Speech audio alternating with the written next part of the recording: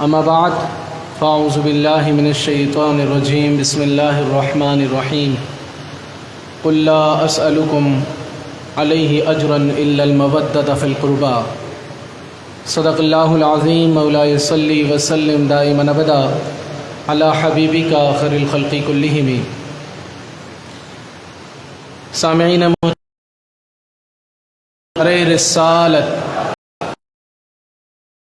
ایک بار باواز بلند درود شریف پڑھ لیجئے۔ اللہم صلی علی سیدنا و مولانا محمد وعلی آل سیدنا و مولانا محمد وبارک وسلم۔ تو دوستو عرض یہ کر رہا تھا کہ قرآن مجید میں اللہ تبارک و تعالی نے فرمایا کہ اے محبوب آپ فرما دیجئے۔ اللہ تبارک و تعالی فرما رہا ہے قل کہہ کر کہ اے محبوب آپ فرمائیے لا اسألکم علیہ اجرا، میں تم سے کوئی معاوضہ نہیں چاہتا۔ پر چلنا آقا کریم صلی اللہ علیہ وسلم نے سکھایا ہے، تو فرمایا آقا کریم صلی اللہ علیہ وسلم نے کہ میں تم سے اس پر کوئی معاوضہ نہیں چاہتا الا المودۃ فی القربى، سوائے اس کے کہ تم میرے قرابت داروں سے محبت کرو۔ اللہ اکبر۔ قرآن مجید کے اندر اللہ تبارک و تعالی آقا کریم سرور کائنات صلی اللہ علیہ وسلم کے زبان مبارک سے اللہ تبارک و تعالی کہلوا رہا ہے اور یہ فرمان جاری کروا رہا ہے کہ آقا کریم صلی اللہ علیہ وسلم کی قرابت داروں سے سچی محبت کرو۔ اور کیسی محبت؟ یہ تو ہمیں صحابہ کرام سکھاتے ہیں کہ اس محبت کہتے کسے ہیں۔ حضرت سیدنا صدیق اکبر رضی اللہ تعالیٰ عنہ آقا کریم صلی اللہ علیہ وسلم سے اس انداز میں محبت فرمایا کرتے تھے کہ جب حضور نبی کریم صلی اللہ علیہ وسلم کے چچا تشریف لاتے تو آپ وہاں سے کھڑے ہو کر حضرت عباس رضی اللہ تعالیٰ عنہ کو جگہ دیا کرتے تھے۔ آقا کریم سرور کائنات صلی اللہ علیہ وسلم کے صحابہ کرام نے ایسی مثالیں پیش کی ہیں جو ہم کئی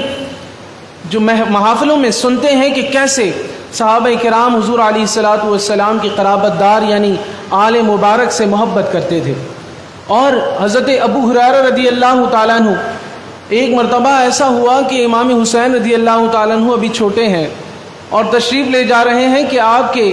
پیر مبارک میں ہلکی سی کچڑ لگی، تو حضرت ابو ہریرہ رضی اللہ تعالیٰ عنہ نے امام حسین رضی اللہ تعالیٰ عنہ کے اس پیر کو اپنے کپڑے سے صاف کیا۔ یہ محبت ہے۔ اور حضرت عبداللہ ابن مسعود رضی اللہ تعالیٰ عنہ تو یہاں تک فرما گئے کہ اہل بیت اطہار کی ایک دن کی محبت 1 سال کی عبادت سے بہتر ہے۔ یعنی کہ کیسی محبت ہے کہ جسے اللہ تبارک و تعالی قرآن مجید میں اعلان فرما رہا ہے، اور جیسے حدیث مبارک میں ہم سماعت کرتے ہیں کہ آقا کریم صلی اللہ علیہ وسلم فرماتے ہیں کہ یہ میرے امام حسن و حسین رضی اللہ تعالیٰ عنہ دنیا میں میرے پھول ہیں۔ لہٰذا دنیا میں انسان کو کسی نہ کسی پھول سے کسی نہ کسی خوشبو سے محبت ہوتی ہے، لیکن آقا کریم صلی اللہ علیہ وسلم اپنے نوازوں سے اس قدر محبت فرماتے ہیں کہ آپ انہیں سونگا کرتے تھے۔ اور جو بھی آقا کریم صلی اللہ علیہ وسلم کے اہل بیت اطہار سے محبت کرتا ہے وہ بھی آقا کریم صلی اللہ علیہ وسلم کو محبوب ہے، جیسے کہ ہم نے حدیث مبارک ابھی سماعت کی تھی۔ اور یہ جو کربلا کا واقعہ ہے دوستو، یہ کربلا کا واقعہ بھی ہمیں یہی اسباق دے رہا ہے کہ ہم نے دین پر چلنا کیسے ہے، وہ بھی ہمیں آقا کریم صلی اللہ علیہ وسلم کے یہ اہل بیت اطہار سکھا رہے ہیں۔ سب سے پہلا سبق جو کربلا سے ہمیں حاصل ہوتا ہے محبت کا، دین اسلام پر چلنے کا، وہ یہ کہ دیکھو حق کے راستے پر ہمیشہ چلنا، اور جو بھی دنیا میں حق کے راستے پر چلے گا وہ حضرت امام حسین رضی اللہ تعالیٰ عنہ کی سنت پر عمل کر رہا ہے۔ اور دوسرا سبق جو ہمیں کربلا کے واقعے سے ملا وہ یہ ہے کہ حق کے راستے پر چلنے والوں یاد رکھنا کہ حق کے راستے پر تکلیفات بھی آتی ہیں، مصیبتیں بھی آتی ہیں، لہٰذا جب مصیبتیں آئیں تو امام حسین رضی اللہ تعالیٰ عنہ کے صبر کو یاد کرنا اور حق کے راستے سے پیچھے نہ ہٹنا۔ اور کربلا کا واقعہ ہمیں یہ بھی سکھاتا ہے کہ جو شخص دنیا کے اندر ملوث ہو جاتا ہے، دنیا کی محبت اس کے لیے سب کچھ بن جاتی ہے، تو وہ اپنے محسنین کو بھی بھول جاتا ہے، جیسا کہ کوفہ والوں نے اور یزیدیوں نے کیا،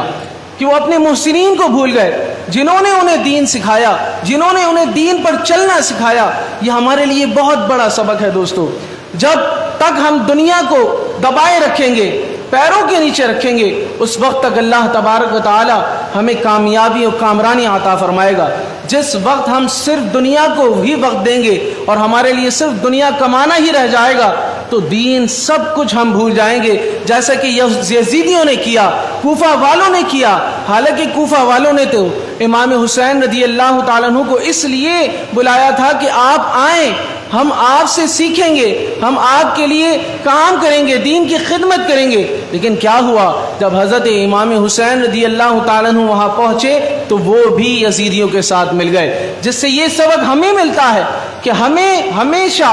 اللہ کے رسول سرور کائنات صلی اللہ علیہ وسلم کی پیروی کرنی ہے، اور اللہ تعالیٰ کے ان پیاروں کے راستوں پر ہمیشہ چلنا ہے، اور انہی کو دیکھ کر اپنی زندگی گزارنی ہے۔ اگر ہم نے اپنے قدم ان کو دیکھے بغیر دنیا میں رکھے اور ان کو نہیں دیکھا، ان کے مطابق نہیں چلے، تو ہماری بھی دنیا بھی خراب ہو جائے گی، ہماری آخرت بھی خراب ہو جائے گی۔ اور کربلا کا واقعہ جو آخری سبق ہمیں یہ بھی ملتا ہے، کئی